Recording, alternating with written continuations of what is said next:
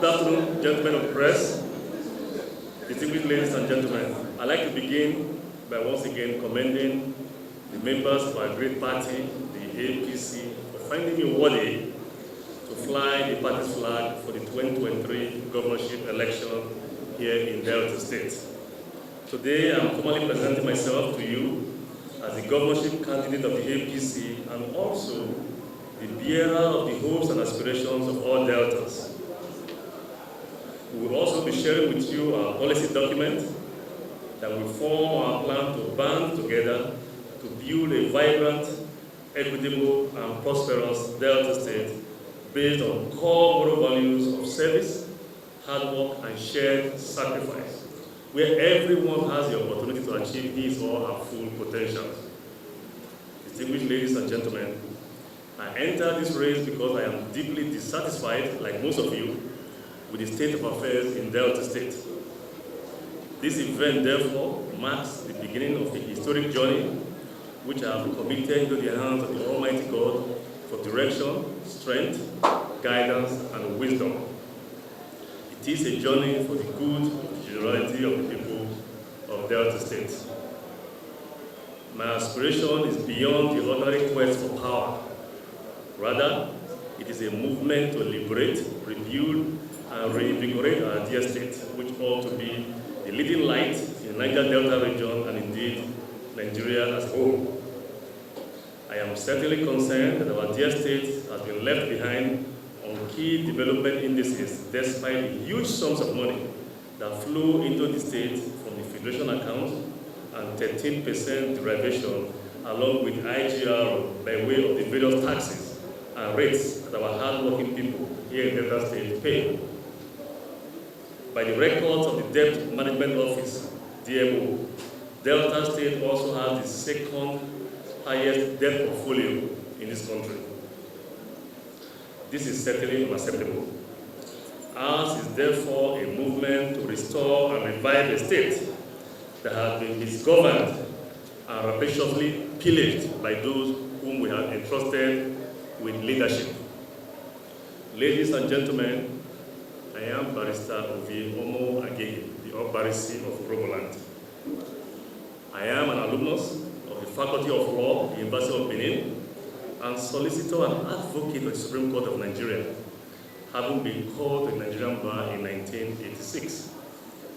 I am also a solicitor and advocate of the United States Supreme Court, having been admitted to the Bar of the State of California in 1992, where I remain a member in good standing. In 1993, I established the law firm of Agege Unveils in California in partnership with my dear wife, Barrister Rosemary Esse, a US-trained attorney. I obtained a Master of Laws degree with distinction from Tulane University Law School, New Orleans, Louisiana, USA in 2002. I joined partisan politics in 2002 and unsuccessfully aspired to represent my people in the House of Representatives. In 2003, I was appointed Executive Assistant to the then Governor of Delta State, and in 2005, appointed Commissioner for Special Duties. In 2007, I became the Secretary to the Delta State Government, SSG, having served as Commissioner, Secretary to the State Government, Senator, and currently as the Deputy Senate President. I am privileged to have an extensive understanding of the issues of governance. It is these experiences I bring to bear on my plans for Delta State. I have worked with one of the best teams of experts to come up with the realistic policies and plans which, when implemented, will get Delta State going in the right direction again. I believe in setting goals and coming up with realistic plans and policies to achieve those goals. Our manifesto is therefore a product of profound thought based on my practical experiences, both in the executive and legislative arms of government.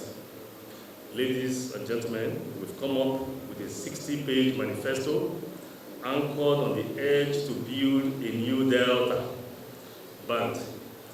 EDGE covers critical areas of governance that will drive our agenda when elected governor in 2023. The manifesto is our vision and mission. It captures our EDGE agenda, which breaks down as E for employment and empowerment, D for development, economic, infrastructure and industrial, G for good governance, and E for enduring peace and security. The EDGE agenda sums up our people's hopes and aspirations for economic stability, sustainable employment, security, access to modern public infrastructure, solid institutions, and clean environment. It is strategically organized to make us a model state and a leading center of excellence. With EDGE, we bring credibility, efficiency, and trust back to governance.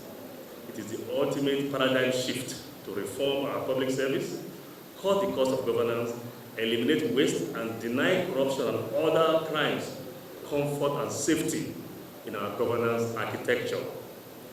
EDGE agenda is our firm promise, and its success is non-negotiable.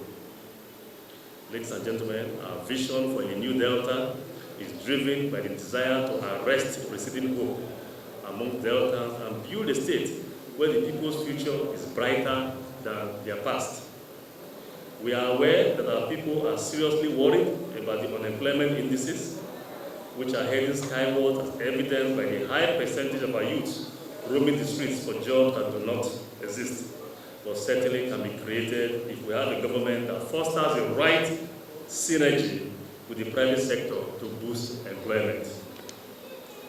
I will address our scary unemployment rate by giving priority to public investment in agriculture and tech-driven entrepreneurship. My plan is stated in our manifesto. My plan, as stated in our manifesto, will change the commercial ecosystem of the state and create an investment-friendly charter that makes access to funds and infrastructure a natural way of life. Human capital development, agriculture, tourism, infrastructure, housing, and other labor-intensive interventions will be at the core of our agenda. We shall establish a Delta State Employment, Entrepreneurship, and Empowerment Program, DEEP, and facilitate the establishment of cluster industries in each of the 25 local government areas of our state. We will deliberately create an enabling environment for industries and manufacturing, establish tech hubs, set up small business loan guarantee schemes, promote skills acquisition, and set up a career development center for all Deltans. As part of our plans to promote ease of doing business, we will undertake institutional and process reviews, remove red tape and bureaucratic bottlenecks, improve infrastructure, and re-engineer our peace and security strategies while establishing a one-stop repository of business knowledge and information. We will guarantee the rights of women and invest their unique energy to drive social and economic development in our state. We will initiate a youth development program that moves them away from the hopelessness of today, connect them to creative endeavors, and generate energy for honorable work. We will make aggressive investments in modern infrastructure capable of opening up the total economic energies of our people. We will lift the state out of the mono-economic dependency by launching diversification into tech and business incubation. We are deeply committed to the cause of changing the current development path of our dear state. However, we cannot do this without the support and cooperation of our people. Democracy and development thrive on a watchful and active citizenry who should hold us accountable every step of the way. Ladies and gentlemen, let me emphasize that we are not in this journey for ourselves, but to assist in charting a new direction for our dear state and its people. This is a call to service, and we solemnly pledge to run an open and inclusive participatory government that consults and puts people first all of the time in all that we do. Never in history have we faced such difficult times in our dear state. Beyond politics and political party affiliation, we all know that with the enormous resources and competence of Deltans all over the world, our state is not where it ought to be. Under the PDP, and especially in the last 7 years, the problems of Delta State have been squarely rooted in bad leadership, misplaced priorities, pervasive incompetence, and even corruption. The offer of PDP in the 2023 gubernatorial elections in the person of the Right Honorable Sherry Francis Oborobere is a bad one for Delta State because it exemplified incompetence, bad judgment, and everything that went wrong in the past 7 years. Delta State deserves better. We must reject leaders who will not be independent of Dr. Ifeanyi Okowa and the cabal that brought us to this sorry pass. For Deltans to get out of these problems and return to a path of economic prosperity, there must be change that offers progress beyond mere promises. With my record of public service, my candidacy represents and offers that change that we seek. If you make an objective assessment of every village, town, city, and local government area in Delta State, including the riverine areas, you will come to the sad conclusion that the state is lagging behind in every index of socio-economic development and economic prosperity. Okowa's government alone has swallowed up well over 2.8 trillion naira in 7 years. We are all Deltans here. Do you see anything on ground that is commensurate with the receipt of these 2.8 trillion naira? I'm not so sure. There is poverty and profound infrastructural dilapidation from Asaba to Ori and environs, Ugeli to Udu, Sapele to Efru, Kuku to Ogara, Akbo to Ukwani, Undokwa to Abraka, and other areas of the state. The PDP government has abandoned the riverine areas of the state to their own devices. When compared to other states in Niger Delta with similar FARC and IGL, Delta State is beset by poor or non-existent infrastructure. The net effect is that the state looks like a giant junkyard. Most of the rules and structures purportedly executed by the Okowa government in the last 7 years have failed, and in many instances outrightly collapsed. Many such failed projects that litter the state are being recycled and re-awarded to cronies without a visionary and credible plan for sustainable infrastructural development. Recent examples include the back-to-back collapse and fire in sections of the Stephen Keshi Stadium, Asaba, and for the grace of God, would have killed several Deltans. The dilapidated and failing Efru roundabout flyover, the derelict Warri Township Stadium, and scores of road projects across the state, just to mention but a few. Gentlemen of the press, while other states in Niger Delta and elsewhere are celebrating shiny milestones in infrastructural development, human capital development, healthcare, education, sustainable economic development, good governance, and improved institutions, the people of Delta State are shell-shocked, benumbed by the sheer audacity of Okowa and his co-travelers as they daily bring the state to its knees. Even sadder is the fact that the governor has been going around borrowing with reckless abandon, making the state one of the most indebted in Nigeria, and even with its monumental FARC allocation and 13% derivation revenue as an oil-producing state.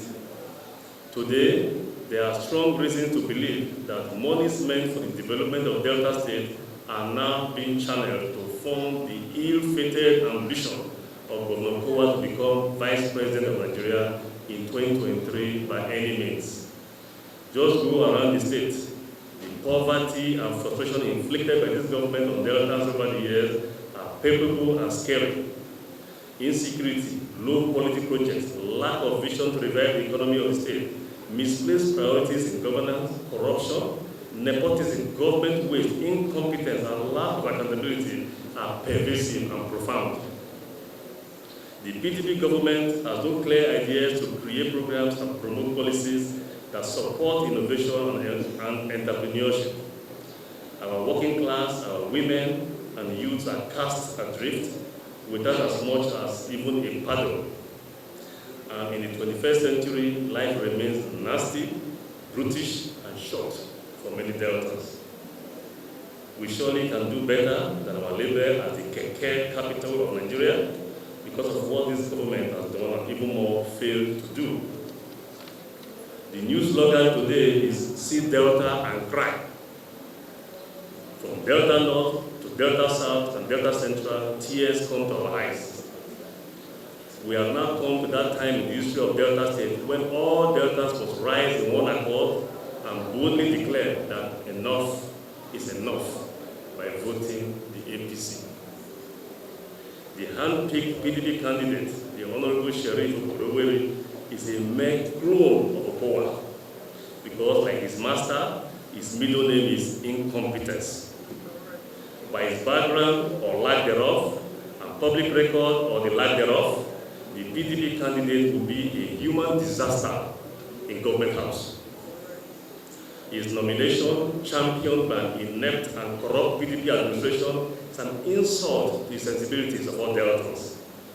Delta State should not leave its destiny in the hands of a man who has no mind of his own and will continue to be Okowa's stooge, even as a governor.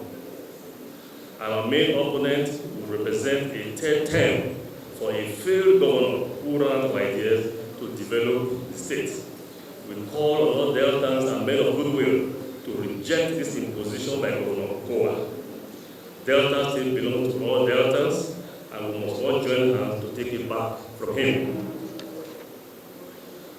To kickstart the real development of the state, our administration will focus on massive industrialization through agricultural and integrated rural development, facilitating the establishment of food processing industries, industrial estates, transportation, including land, air, and sea and marine, promote free and compulsory basic education, free primary health care, development and expansion of educational opportunities for Deltans from primary to tertiary level, urban renewal and regeneration that will focus primarily on cities like Asaba, Warri, Kuge, Isabelle, Agbo, Kwale, and the riverine areas of the state, including Burutu and others.